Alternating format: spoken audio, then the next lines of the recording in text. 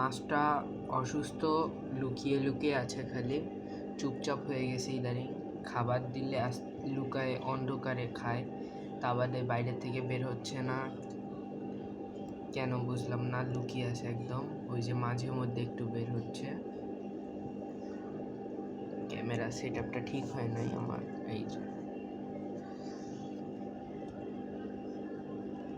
এবার ঠিক আছে। নিজে মাঝে মধ্যে লুকিয়ে আছে।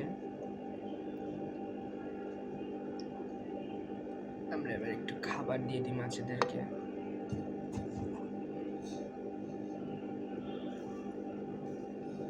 অল্প একটু খাবার দিয়ে দিই, কারণ এতগুলো আমি দিব না। এখন না, এতখানি রেখে দিয়েছি আমি। আমার মনে হচ্ছে হিটার লাগানো